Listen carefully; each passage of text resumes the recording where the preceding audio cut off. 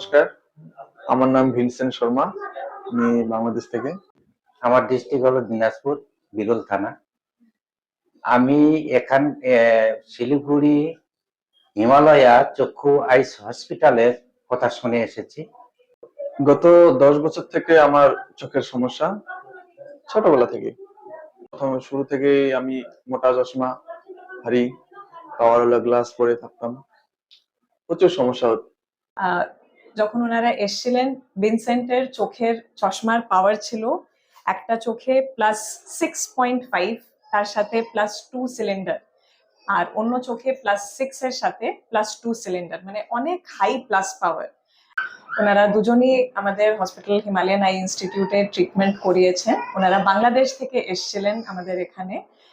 আমরা সাধারণত আমাদের এখানে অনেক পেশেন্ট পাই যারা চশমার পাওয়ার সরাতে আসেন। হাই পাওয়ার থাকলে চশমা পড়তে অসুবিধা হয়, চশমার সাথেও ভিশন একটু আনস্যাটিসফ্যাক্টরি থাকে।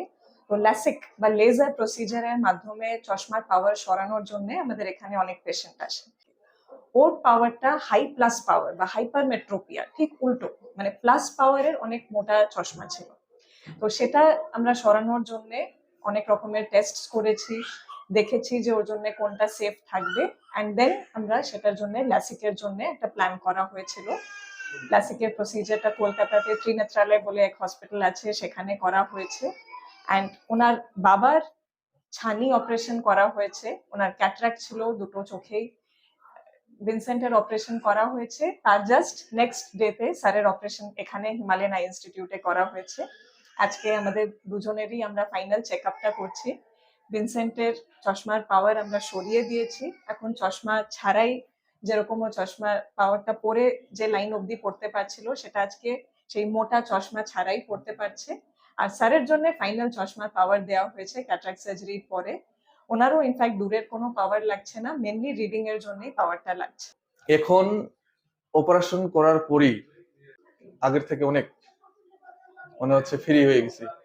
যেদিন আমার অপারেশন হয় সেদিন থেকেই আমি পুরোপুরিভাবে সুস্থ।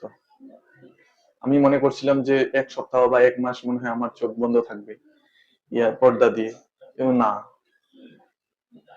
অপারেশনের 3 ঘন্টা পর থেকেই আমার চোখ একবারে পরিষ্কার, আমি সবকিছু দেখতে পাচ্ছি। তাৎক্ষণিকভাবে যে রেজাল্টটা পেয়েছি তাতে আমি মুগ্ধ খুব। আমার ছেলে বলছে যে বাবা আমি দেখতে পাচ্ছি। কাজে আমাকে এখানকার পরিবেশ, চিকিৎসা ব্যবস্থা এবং এই দিদিদের আচার খুব ভালো লেগেছে। Thank you sir.